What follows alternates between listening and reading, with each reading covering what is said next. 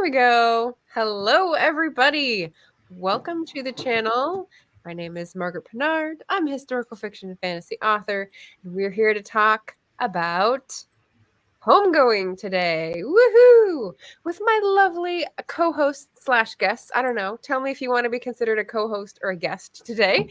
And I'll have them introduce themselves and tell us about their channels and what their current read is before we get started. Rachel, why don't we do you first? I'll switch. My name is Rachel. On YouTube, I go by RK Stumblingbear. My channel, I do a lot of reading, especially science fiction and fantasy. And for my current reads, I dual read a lot. So I am currently rereading The Blue Sword by Robin McKinley. And you can see it's a well-loved copy from my teenage years. And then I'm also currently reading The Saint of the Bright Doors by Vajra Chandrasekhara. And then this is also fantasy sci-fi, but I think it's more literary from what I've started reading.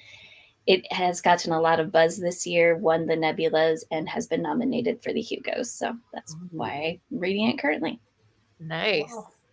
Nice. I think I have that on audiobook. That's exciting to hear. All right. Katja.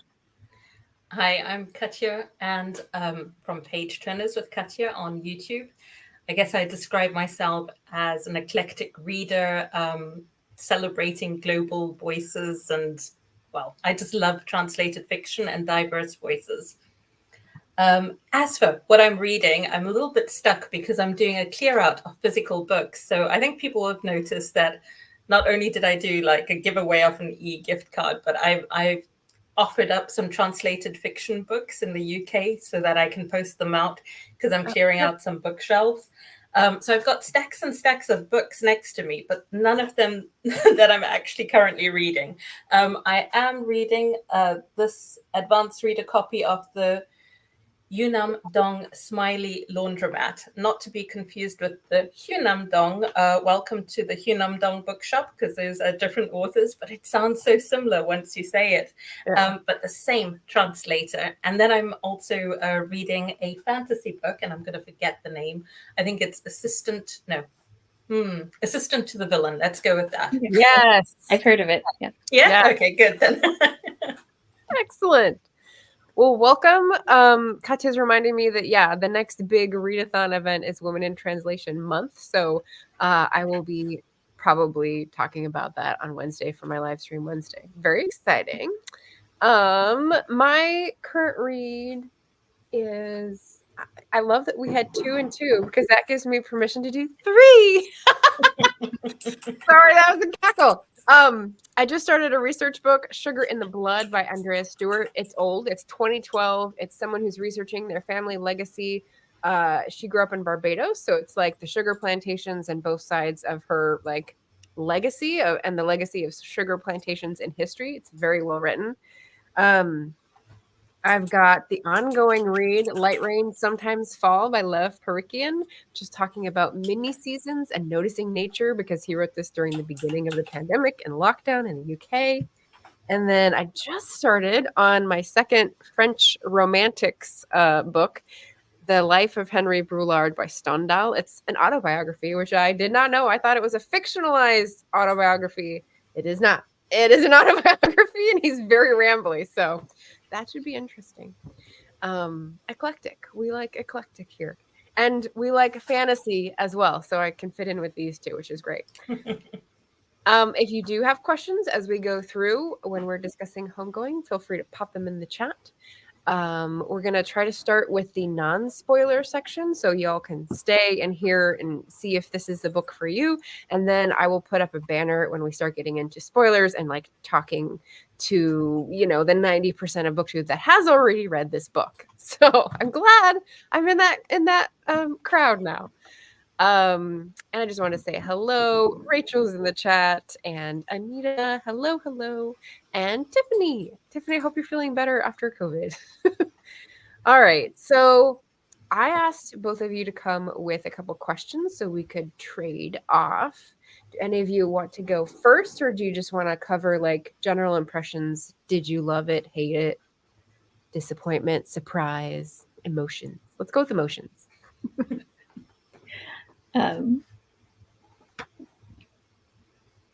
So for me, I knew that I had heard the book talked about, and so that had made me interested in reading it. But I didn't know anything going into it until I read the back matter. And I do think that this can be a very intense emotional story. And for me, I was just in the right headspace at the time, so it was good for me to read. But I do think that each section, it follows different people, that you get trauma, but there are highlights of joy in there as well. So for me, it was a very emotional read. Okay. Yeah, I would agree with that. I was kind of expecting it. And the interesting thing for me is as you start, you really get a sort of like sense of place with the book, with the opening chapter and everything. And I almost had a sense of, oh, this is a little bit more comfortable than I thought it was going to be. And then something happens and I was like, okay, no, this is what I was originally expecting. So yeah. Okay. And then it continued in that vein. So I would say, like the start was almost like easing you into it. It gives you a sense of everything, and then it goes into the depth, and you get all of that intensity as you go further in. Agree.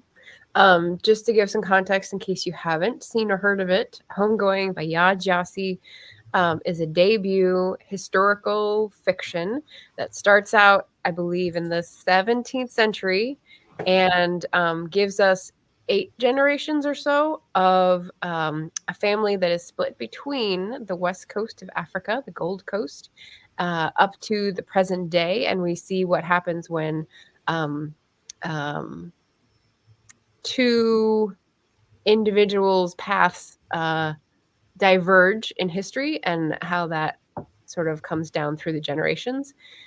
And yeah, so my emotional response to the book, I think, was a little bit like Katja's. I had a long-standing, I have to read this book. Everyone says it's so good, and I hate when I have that feeling of like hype, because it's going to be like I'm going to be constantly measuring my own experience to the flutter that other people have contributed. But I did read her second book, Transcendent Kingdom, before this one, and I really liked that one. So that sort of gave me my own measure of like, okay, this is what she delves into. I wonder if this will be similar or different. And so my emotion reading this was, okay, I've read some of the subject matter in other books like this, and I can see her writing was doing a similar thing as Transcending Kingdom. So I was very analytical and maybe not as emotionally involved as I would have been with someone I'd known less or heard less about. So that was an interesting experience. Cat Paw is here. Hello. How about first diving in question? Katja, would you like to start? So I haven't got the question yet. I've got I totally agree with you, because I did the same thing. I read the second book first. Oh, okay. And that encouraged me to pick this one up, because I had heard a lot about this one, and it gets to the stage where you kind of don't feel like picking up a book anymore, because you go beyond the excitement and then you get into like a mental block. And that's where I was. And then I saw the second book and I thought, let me try that, because I hadn't heard that much about it. And I really liked it. And yeah, and then I was glad to see that you're both reading this. So but yeah, so I guess we talked about general expectations and that, so I can cross that off, because that was one of my questions. I have a quick look. I think some of my questions are perhaps too detailed, because I talk about specific characters, so I'm not going to ask those. Let me just have a quick look. Okay, so maybe themes. Do you think we could consider talking about themes and what you thought of those? Sure. We'll try to step around any spoiler stuff. So themes. Just like the broad generally, yeah. What are the main, just like the main themes that sort of like struck you and really maybe resonated, or just struck you, that stood out? Okay. Well, I Okay, that leads into one of my questions about weakness and strength. So I think we talked a little bit about this in Voxer, and of course the main conflict of the story is the division of a family and sort of following what happens, like what your experiences make you into and how you deal with those in different environments, right? So one person is forcibly removed as and taken by a slaving ship to the Americas directly, right? Yep, I And think so. Yeah. yeah, I'm getting confused with other books now. Like Yeah, no, that's Essie. Yep. okay. Yep. And then the other one stays in the Gold Coast, which has its own history of warfare and political conflict as well. So we've got different experiences, both full of conflict and different levels of family interactions and interesting things. Weakness and strength. So that's really individual level for the characters for me. When I'm looking at each generation, I think there's a lesson to look beyond physical traits, to look beyond legal status. And if you think you see strength, like look for weakness. If you think you see weakness, look for strength. And so I just saw her constantly turning that coin, which I thought was very deliberate and deft. I like that word, so I'll use it. How about you? For me, it was the same. I was going to say family. I really like her proverb that she includes at the beginning is the family is like the forest. If you're outside, it is dense. If you're inside, you see that each tree has its own position. And then kind of just following up, it's also interesting to see, I mean, with Essie, we have the sister who gets sold as a slave, and we continually see her family connections are broken apart. Each generation, they're losing people. They don't have a continuity. But with Effie's family, that continuity line was kind of there. But you also get to see where family doesn't share things with the next generation, or they share things later after somebody's been questioning a lot. And so even then, you still have a lot of gaps in family connection. And I thought that was interesting parallel to show one, it's happening because of outside forces. It's not something that the family's trying to do. And then the other one, family members are specifically making the choice not to share certain things, which still affects how the family kind of goes their own separate way. But then again, do they have the option to come back together because they at least know where their family is? Right, having the choice rather than being taken from them. Mm-hmm.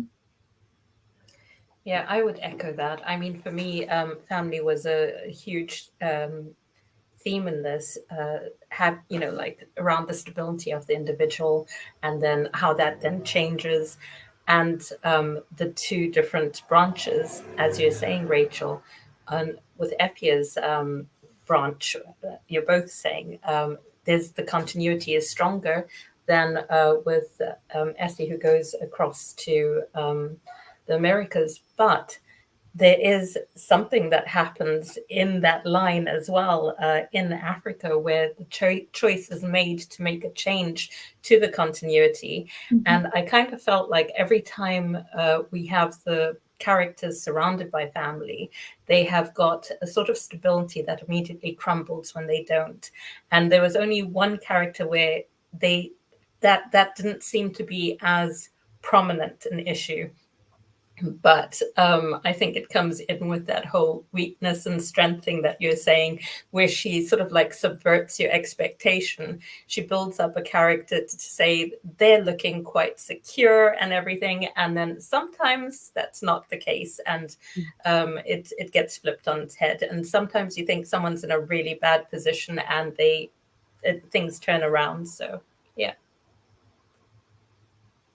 And then I know we also talked about the theme of fire and water and how those fears get passed down through generations as well.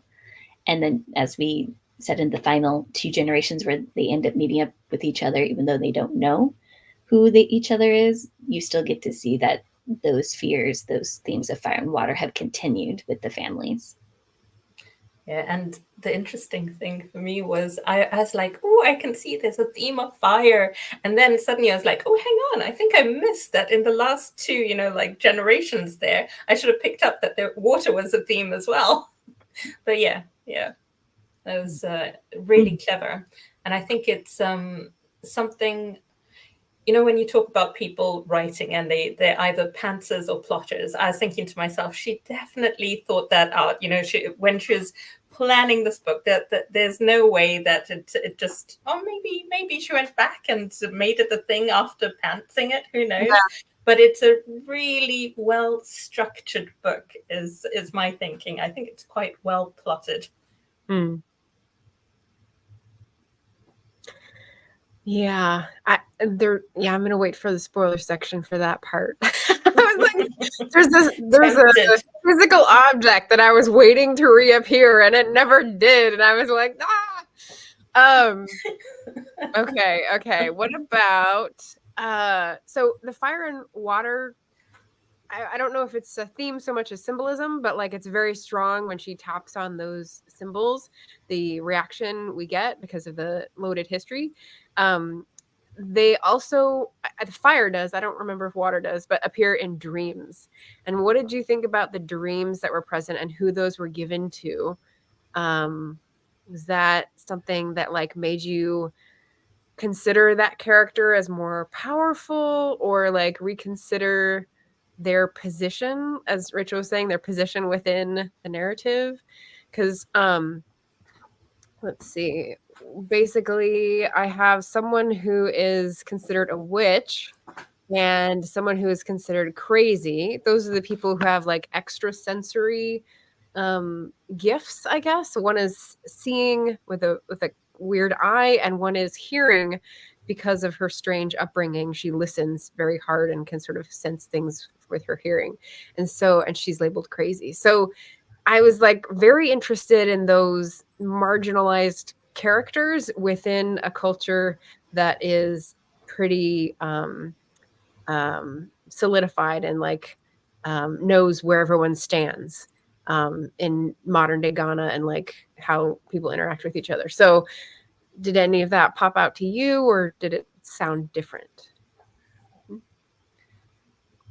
I think it didn't stand out as much. Obviously, the dreaming part about these symbols definitely stands out.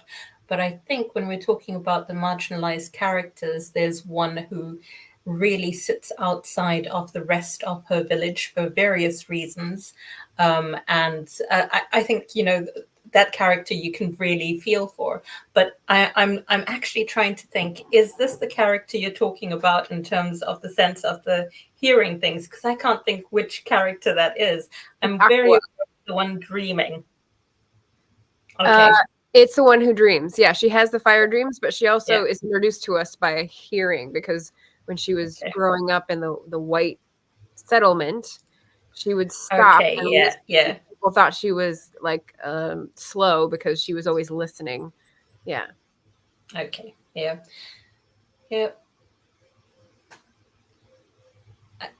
I'm not sure if it made me feel differently about her, but I just kind of thought that was a really strong way of highlighting the generational or carried on trauma generation after generation. And it just happened to be sort of like strengthened in that character because she was so, as you were saying, receptive and just empathic and all of that. Yeah. Cool. I thought that was like kind of sad for me to watch happen, as she had her dreams and nobody understands what's going on, and so they just think she's crazy. And you can see where she had tried to set up her life to be more stable and secure. But for me, like, really that highlighted, hey, there was a broken link of family, and we have a way where somebody is being given a way to know what that link is and how the generations go. But I thought that was an interesting choice by the author to have that, and I think the author did a lot with different marginalized or topics that are considered marginalized or taboo. Like with different characters who don't necessarily fit into what their society would expect of them. That's also what I see in Ekwa is she didn't fit in the way that that village wanted, and so they didn't know how to talk with her and to handle her or to like welcome her in, make her a part of them. So she stayed separate. Mm-hmm. When I was going through successive stories and generations, I was thinking, I feel like I'm in a museum with dioramas of like, here's this type of trauma, here's that type of, like it was going through a tour of like, through the ages, here are all the ways that people have felt terrible in their own situations, and here's how they dealt with it. And sometimes there's a little bit of joy, and sometimes there was like greater tragedy. But it didn't feel like the same height as the beginning separation. To me, the beginning was so powerful, like the Cape Coast castle and the different floors of like the people who were going to be married and the people who are going to be sent to be slaves. And that was so disruptive and painful that I feel like the rest of the things were like, and it continued and it continued and it continued, but just different flavors. And it was sort of a weird, thing to grapple with for me. That it didn't go like this, it was like this, and then just sort of like a stream finding its way down the mountainside. I don't know. So one of the things that is only really striking me as we're talking, because the other stuff we talked about very briefly when we were buddy reading, but I was thinking about the split as we're talking, and we've got Epia, her family staying in Africa, and then you've got Essie going across to the States. And one of the things, as you stay in Africa, you've got that particular family has always got some suspicion on them. So, for example, even with her, as she's got the roots under her bed, that's just, I won't say any more than that. Yeah. And there's a sense of, oh, this is, suspicious black magic, voodoo sort of style stuff. And then you've got her generations after have always got something a little bit different about them, the dreams, the this, so they always got that. Whereas with the other branch of the family, that sort of like goes away or dilutes a bit, because initially you've got that in terms of a strong sense of that heritage almost with Essie, and then it sort of like tapers off. I don't know if you felt that. Yeah. I don't know that I did in terms of suspicion, because the situations that they find themselves in the American South, the terrible places where they're put there and trying to get out of the South, and then they're in New York, and then, well, no, because I think they're still suspected in New York, like the branch that's in Harlem, like. But not so much with magic, more around freedom and imprisonment, I think, in the States. In the States, there's suspicion around, are you legally free? Whereas in Africa, there's a sense of you're different and other for reasons we can't pin down, and therefore we label you other. I don't know how to describe that. Some of it was skin color based as well. Some of it was you grew up with the white people, so you're weird. Yeah. And I'm trying to think what else. Like you're cursed because your crops won't grow. Like it's natural things, but the magic is in several. That's true. That's true. I liked the weaving in of the wealth that they finally got when they brought cocoa back, and I was like, cacao trees, it's a plantation, they are saved. Like, and now I'm happy because like they've started chocolate as an industry in Africa. Yay! That was interesting. Like, I like how she's put little historical pieces in. Oh yeah. Yeah, absolutely. You don't know, like, here's your little taster, now go find out more about it. That was really Yeah. Or And I maybe know for me, like I mentioned to you guys, I started missing dates. Like I didn't even see them. I was just like, oh, there's a historical reference of this event that happened. Totally didn't even pay attention to what the dates were. But I was like, at least I know that historical thing. I can go look it up if I want more information. Yeah.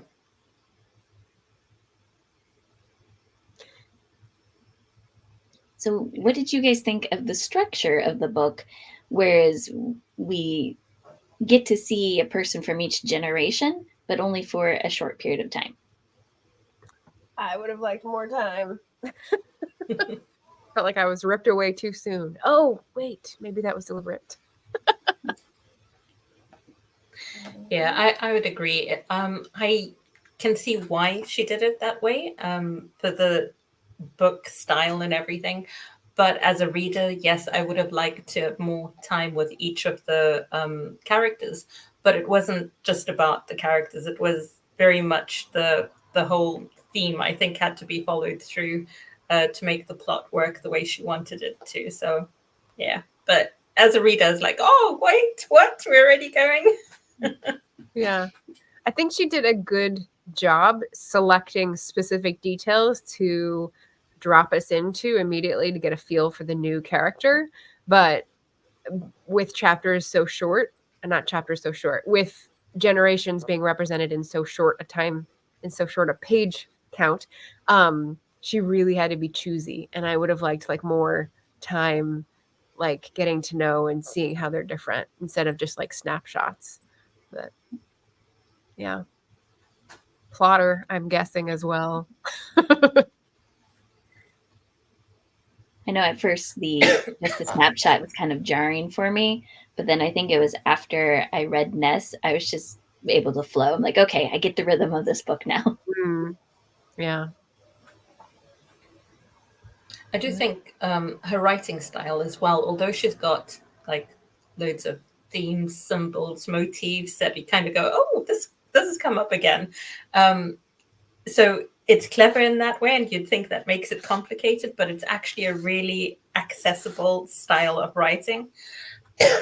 Also, if you move around with all those different characters, you can get confused, and she managed to make it not confusing. Yeah. I do wonder if I'm missing information or background to be able to get more from the name. So when you talk about character differentiation, I realized when I went back to look at the quote at the beginning that I wanted to highlight, there was a thing in the first chapter about someone named Kojo. And I was like, wait, there's a Kojo on the American side that goes by Joe. And so I was like, well, it's the same name, but I missed that going through the first time. And then like Ness, there's another Ness as well. And so I'm like, oh, there's things that I'm missing because they just seem too far apart, which is a necessary thing for differentiation. But I guess I would have to like read it again more slow. Yeah, or like see a roster. Like, yeah.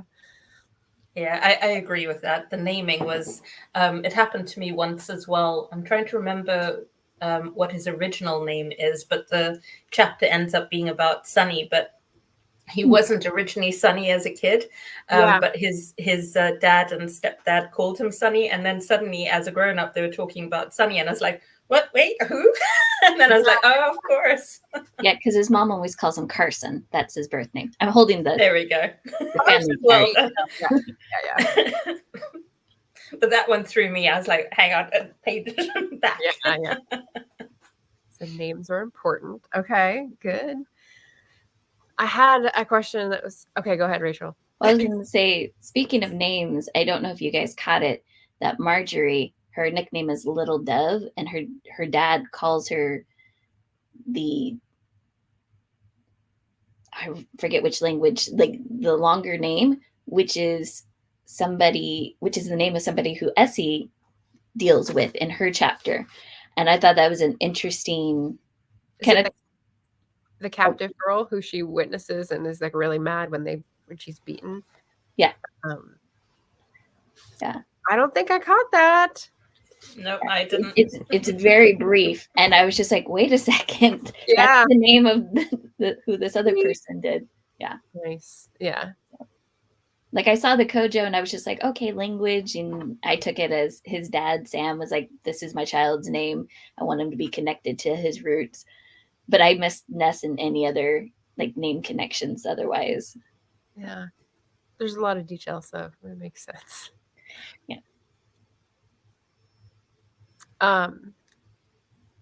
I wanted to ask about like the central, I think, exploration that we're doing in here is the outside influence on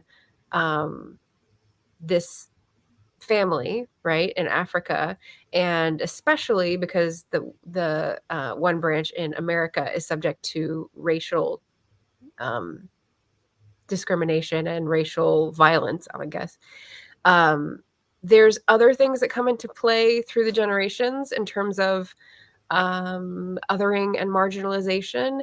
And I'm wondering if you had a feel for like what was the order or like the priority of the author when she was listing those, because I think race is the first and like the first exploration.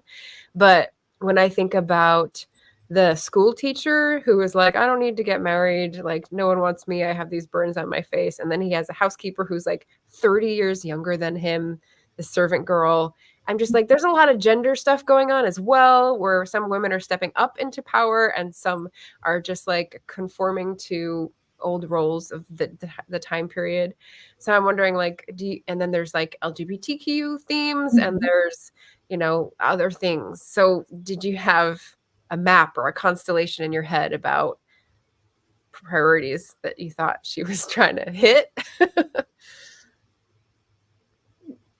I know when we met Quay and it was very obvious he had feelings for his friend Cujo, that's when I was like, I was wondering, I'm like, oh, is this, I was wondering, does she have different things that she was wanting to hit? And then after that, I started to kind of pick up on, she's trying to show a multitude of experiences and also show that depending on when and where you're born depends on what happens with it. Because like Quay ends up marrying a woman, even though that is not his sexual preference. Yeah. But in his society, that is what you do.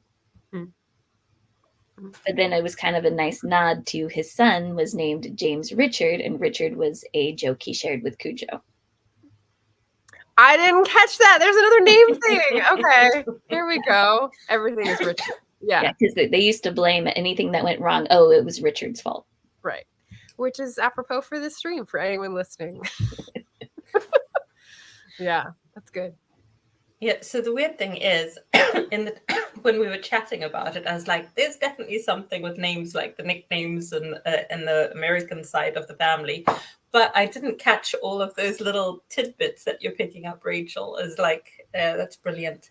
In terms of different things that she was ticking off, I didn't necessarily think about them, but I definitely picked some up and I was like, oh, that's, you know, like with the family in America, I was like, oh, okay. So she decided to look at all of these various things, including passing. So for example, you've got the couple who kind of, one of them he looks white and she's just like, okay, you know what?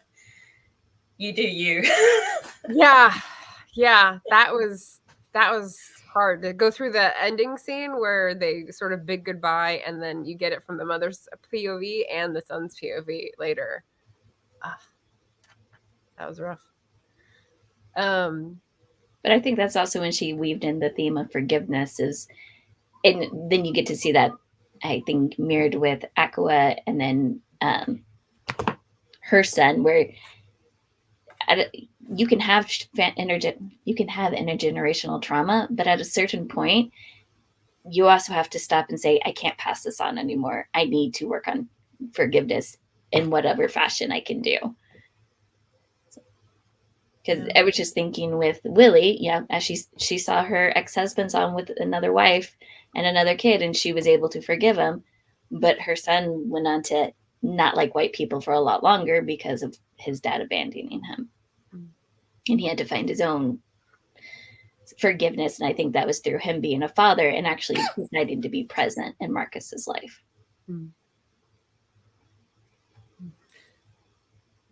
So I won't won't pull in Transcendent Kingdom too much because it's a different book, but I just wanted to say I noticed, because obviously this is the first book, I noticed some themes from this book are in Transcendent Kingdom, including the exploration of faith or religion in a very different way, but also addiction in both. So there's a number of different things where I was going, oh, okay, so I can see where she might have, got the inspiration, but it's a totally different story, but she wanted to explore that more. And maybe the way that we were talking about how we have so little time with specific characters here, that might have been an opportunity to go, you know what, I like what I've done with these characters and I'd like to explore these themes much more. And that could be an inspiration for other works. That's something that struck me. Yeah. One of the unique things about that book, and it also appears in this book, although it plays a much more minor role, is like travel and immigration back and forth between Africa and the US in the contemporary era. So one of the conflicts was a girl growing up in the South and not getting along with any African American children growing up because she sounded British, because she was just moved in from Ghana. And so like she didn't fit the stereotypes for the other children in the South, the public school in the South. And that was one of her struggles and why she sort of became very, very bookish. And yeah, I think that's something that we don't think about because we're so like focused on the history of slavery in the US that it's neat to have someone from a different point of view, like Yaa Gyasi's, and just sort of like point to it like, hey, and there's now too, guys. Like there's now. And there's different people's experiences across the world, which is cool. My husband is Kiowa. That's one of the Native American tribes. And that actually scene reminded me a lot of different conversations I've had with him. Whereas many people think that, oh, you're Black, you must be African American. There's one experience. Yeah. And I think having Marjorie say, wait, I'm not African American. I have come from a different background. Even though the teacher's like, well, everyone's just going to look at you that way, you get to see that that's not actually reality. And society needs to change on how they approach people instead of just saying, I look at your outside, so I'm going to make this assumption this is how you are. Get to know people, find out what their background is, find out who they are. Right. So. I like that. Kind of like, even if we have the knowledge that, okay, the broad swath of people are going to look at someone in a certain way, you can plan for that and accept it, or you can live your life in such a way that you make room and say, hey, I think that you have a unique experience. Maybe tell us about that, instead of just layering your assumptions on this person and like striding forward and considering it done. That's why I love the literature. It's good. It's good stuff. Okay, so I'm going to break into this really difficult question that I have for you guys. So one of the things that like started in my mind was about how slavery hurts both sides, both the enslaved and the enslaver. And I think that is really pointed to in the few examples we have of the enslavers in this tale in multiple generations, especially in the Africa side. So you've got the British who are in the Cape Coast Castle. You've got the Africans who have agreed to do this because it's in their political interest, and they both suffer in their families for that. And yeah, so I don't often see this pointed out in media spaces or in literature spaces. So I thought that was really great. Did that jump out at you? Did you see other examples of that happening that you appreciated, or no? Well, I think that really goes with the conversation when James Richard meets the woman he loves for the first time. And they're having that conversation of, we have allowed white people to, manipulate us and use us and do these things, even though our own history has had times where we have taken people from other tribes and they have become slaves, but not in the same sense as the ones who were sent over to America. That slavery was completely different. But we even get to see it like with the maternal genesis of both of the sisters. Mammy, I'm not sure how you say that. She was a house girl, and in that culture, house girl was because she was taken from in a raid from her family. Mhm. And even though it has a different name, we see that later with Little Dove, who is in Mammy's household with Essie, she's beaten when she doesn't do what they want. So it's, and we see that Mammy has an issue with this, and Essie doesn't understand what's going on, doesn't understand Mammy's history, but we do kind of get to see that it's way more complicated even before white people came to manipulate the situation. Yeah. And even nowadays, I would say, like, point of my ignorance was trying to reset the orders of magnitude in these. So I have heard arguments about, well, slavery has been around before chattel slavery that was introduced in the 16th century. We had it in Greek and Roman times, and they were captured people and they could ransom themselves and this sort of thing.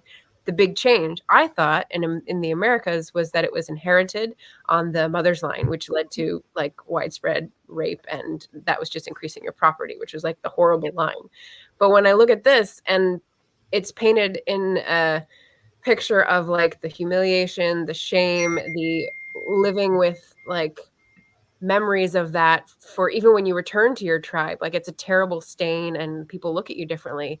It's like, well, that's, I mean, how do you judge? Is that better? Is that more natural? Is that like, so when I think of South American tribes doing this, when I've heard that in fiction and I see it in this portrayal, I'm kind of like reorganizing my feelings about that argument and like, no, none of this is good. Like, why are we saying, well, it's been here since that time and that makes it okay?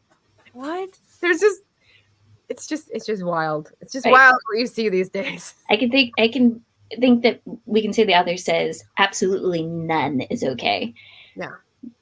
And it just because, people did it in certain ways beforehand does not make it acceptable or better later on or worse. It's just none is okay. Mm-hmm.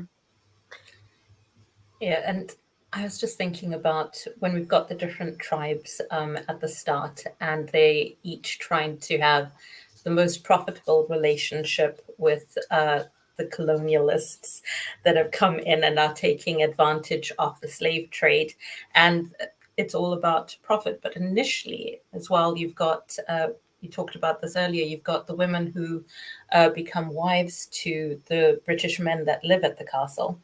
And they don't know the severity of what's happening down in the dungeons. They sort of guess at it, and then it becomes more and more clear to them. But I was thinking about that, and it starts off with everyone vying to have this profitable relationship and sort of like expand on what they think, oh, well, slavery exists, so we might as well make money with these white people.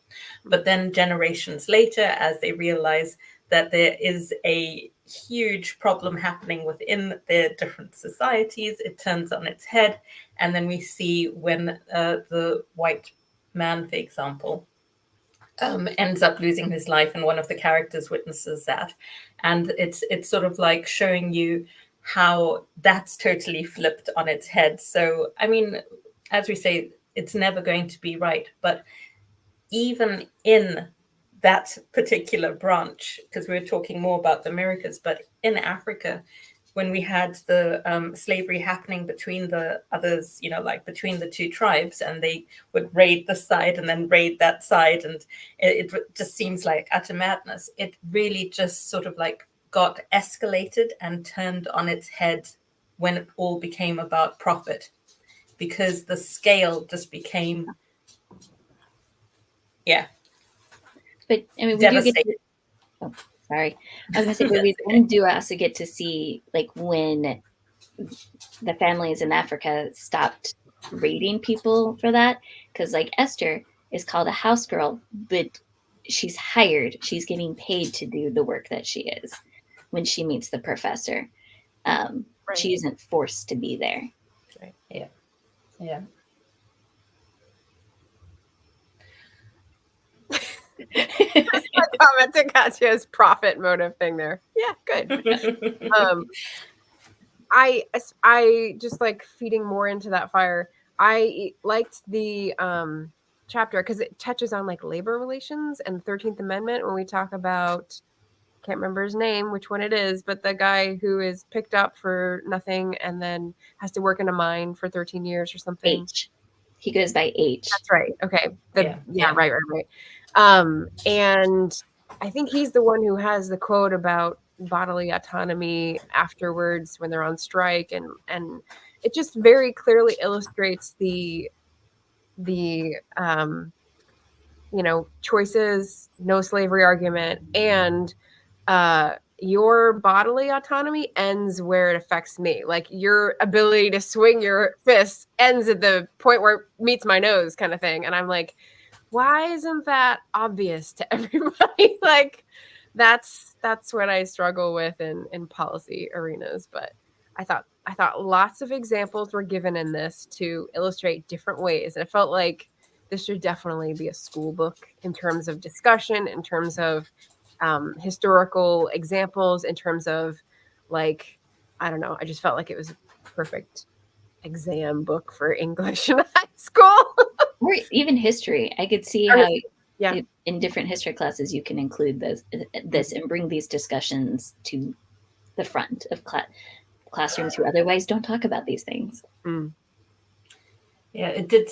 What you're talking about also struck me because you've got the difference between Kojo escaping slavery and then you've got H ending up in a slavery position, but like it's been outlawed, but now it's legalized because you're going through the forced labor in the convict. Is it a leasing system or something? Yeah. And then you serve all that work for 10 years and then you're okay. And I think some of the sentences were still like 10 years and it was like for the most petty thing. I mean, you can think of Les Miserables. It's like, I stole a loaf of bread and I'm down here for 10 years.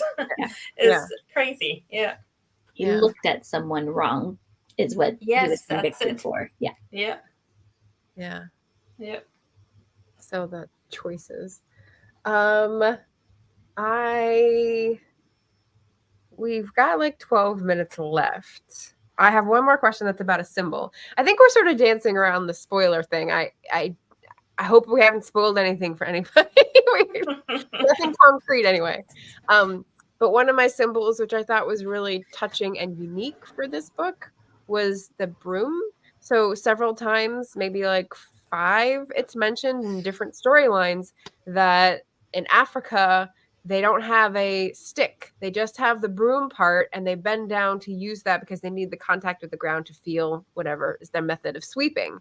And in America, of course, you have the broomstick that's connected to the bristles at the bottom, and that's how you sweep.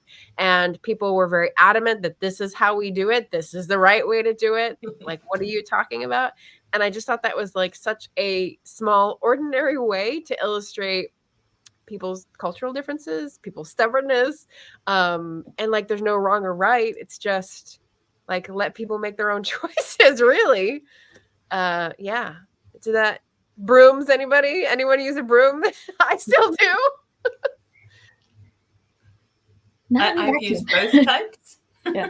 I've used both types. I've got a broom mostly for, so the weird thing is it's mostly for outside, like the porch area, rather than inside. Because inside, I've now discovered that if you use these, now we're talking about cleaning the house, you use these long squeegee type things for sweeping, that's really effective. But anyway, I've used both of the ones that I mentioned in that book. So the really nice bendy one, and it's very effective. Diversity is the answer. There we go. Yeah. Rachel, did you have a comment? I was going to say, like, I've used brooms in the past. We currently just vacuum our hardwood floor, so. Yeah. So I like that, like, little symbol, though. I was just thinking back to something that you said, Margaret, which was around, I think you both said about the way that there's a preconception around where you come from the way that you look. And if you don't fit that, then it really bothers people. So Marjorie, right, with the British accent coming in and just subverting everyone's expectations and like, who does she think she is? So she's not fitting into either camp at school, for example. And that kind of felt like a legacy of the slavery as well. Like it has formed these prejudices, these expectations and everything.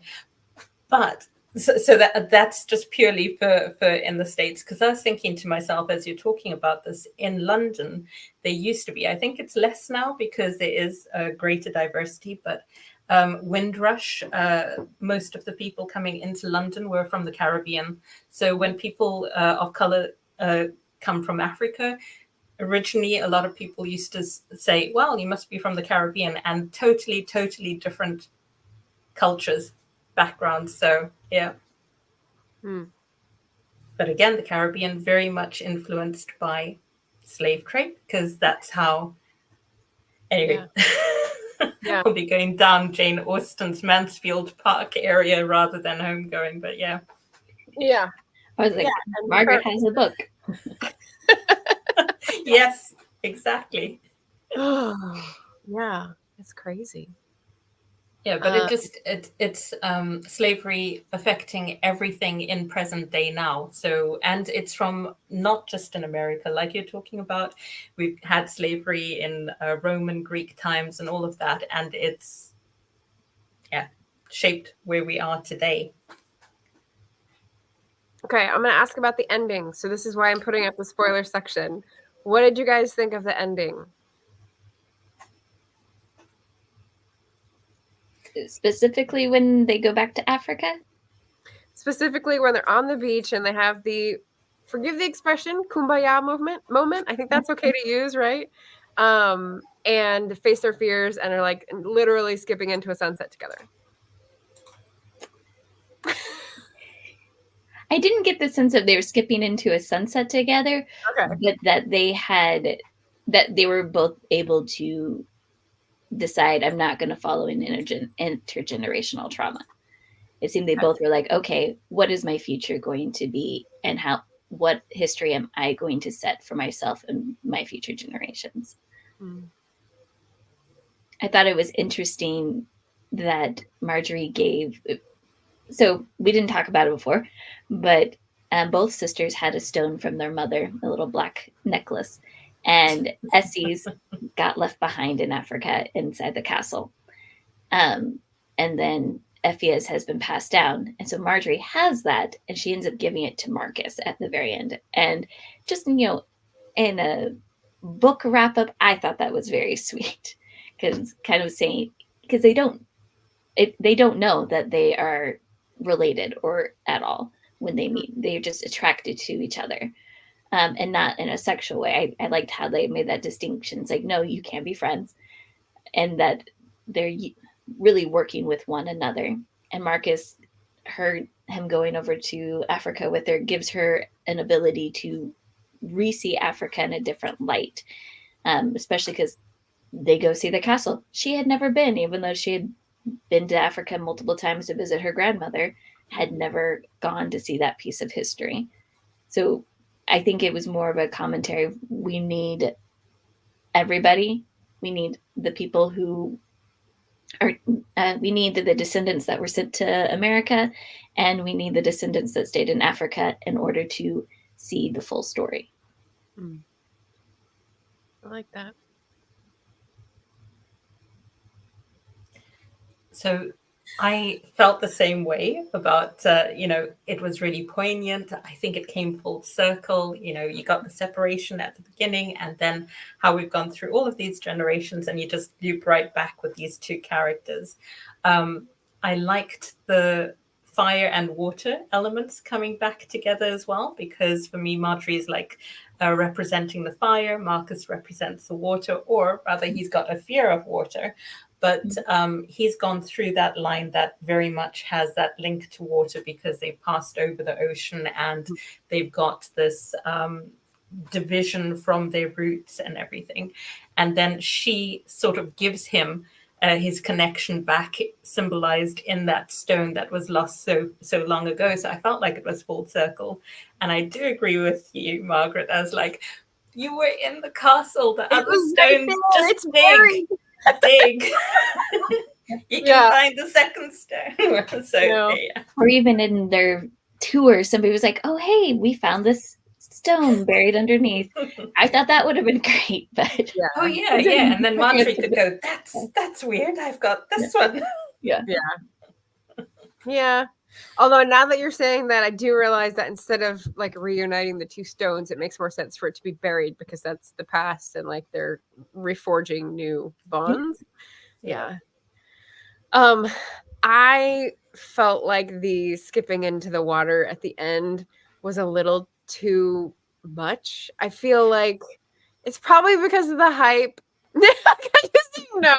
It's probably because of the hype, but I just felt like things were like, okay, there we go, sewed into a bow, kind of happy when I want like a hopeful ending, but like I think something ordinary would have felt more at peace for me rather than um two friends like the fire and the water. It just felt very obvious and felt very like, okay, I've done everything in my debut novel, so if I don't get another book, here you go. Like I crossed all the boxes. So yeah, it was a little too much for me. I would have liked something subtler, but I did appreciate like the reforging and like the goodness of the ending. But yeah.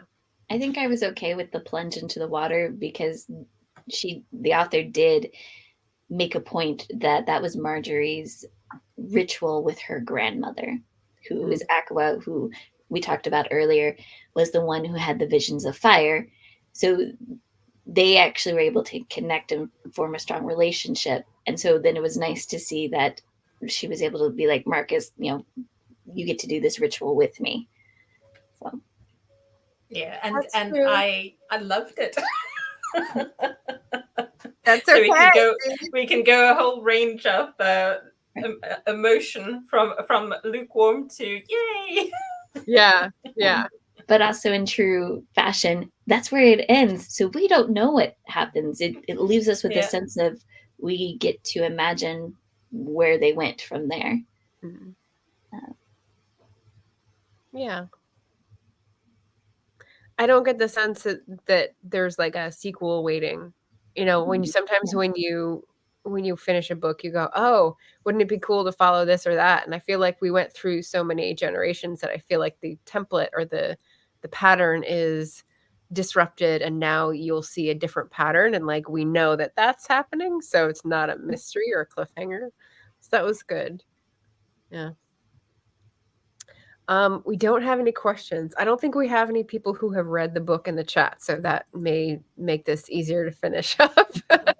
Cat Paw says, I've used both a broom to brush off snow before you go inside at Dad's and a broomstick to sweep the house. Incidentally, if you find yourself in Mexico City, there's an excellent broomstick museum. That's cool. That's cool. I know that there are various folklore sayings when I've researched Scottish things for books about like a new broom as a gift certain times of the year to certain people is good and certain times is bad, like that kind of thing. So yeah, it seems like a pretty potent symbol. So I know from my job, I was working with somebody from the South and I accidentally swept his foot and he got really mad. Not 100% certain why you don't sweep somebody's feet, but I just know you don't do that. I don't know that one either. Interesting. I don't know if anyone in the chat can help us with that one. Yeah. So we've finished Yaa Gyasi. Do we go I ahead? do want to say, like, for anybody who's unsure about reading this, I do think that the book description, the synopsis on the back, really does prepare you for what you're going to read if you've never heard anything about this before. One of the few times where I say, yeah, read the synopsis on the back to see if you really want to read this. So, Okay. Good indicator. Is this counting for any of your guys' reading goals or readathons? no. No. No. Well, I wish. Okay. just marking off a physical book that I owned. Good. Off the shelf. That's excellent. Yeah, me too. I think I've had this over a year and a half at least. So I'm glad that I roped you guys in to be able to read it. So thank you for joining me. Is anything happening soon that you want to let us know about? I've had a video recently that I'm participating in the Herkied challenge, the hardest reading challenge you'll ever do. This came too early, so this is not going to apply to that, but there's 133 prompts that I'm going to make my way through in the next year. So join me on that journey if you're curious. I need to watch that video of yours then. I haven't gotten there yet. It's a hoot. Yeah. But yeah, anything else exciting coming up for you guys? So I'm focusing on translated fiction in August, mostly inspired by women in translation. But I'll also have some fantasy in there because I need to switch it up. But yes, so on Tuesdays, I'll be doing all translated fiction updates, either women in translation or other. Sounds good. Sounds good. I know reading-wise in August, I am participating in Dracanathon. This is a very chill readathon where you read books with dragons in them. And then for my channel, I'm kind of on a hiatus right now because I'm helping my husband self-publish a children's book. And this has been a very interesting experience. So, who's he going through? Oh, no, we're self-publishing. Oh, we're planning to do the print both through Ingram Spark because he wants to be in libraries, and then also print through Amazon. So learning the ropes of all of that. But it's everything leading up to that still has been an interesting experience. Yes. I probably will do a video just talking about that because I haven't seen a lot of people talk about children's book publishing before. So. Nice. So I've got a question. Do you know your reading list yet for Draganathon? Is it Draganathon? Dracanathon? Yeah. Dracanathon. I do. Give me a second. Because I'm always interested in dragon books. This strikes Give me some inspiration. Shannon would hop right on. Shannon's coming back in August, so I assume she'll be hopping on this wagon as soon as it opens. Yeah. Mm-hmm. I did let her know. I'm like, hey, this is happening. You might want to promote it because then you could also be like, and read my book. That's nice. That's nice of you. So I know that I was planning to read Cast in Atonement by Michelle Segura. It's a long fantasy series that she has. That's the newest one. I was looking at When the Moon Hatched by Sarah Parker, Dragon Fruit by Micaiah Lucier as well. Nice. Did you pick these up from a Spiffbo list? No. I mean, some of them, yes. And the Cast in Atonement, no. So I will say I'd love to hear your thoughts on When the Moon Hatched because I love the world building, but I had the audiobook and the narrators are fantastic, but I've got 6 hours left and I've abandoned it after 14 hours. But it is so popular. It is New York bestseller list. It has got 4-point-whatever stars on Goodreads. But it's just that I was starting to feel a little bit queasy from some of the action that was happening. Oh, so let me know how you get on. I'm still intending one day to finish those 6 hours. Oh my gosh. I know Dragon Fruit, I heard from one of the creators of the readathon called Jade Juniper, and it seems like this is set in like Hawaii or Polynesian islands. So I was like, oh no, that I want something a little bit different. That'd be cool for dragons. That sounds cool. That sounds good. Yeah.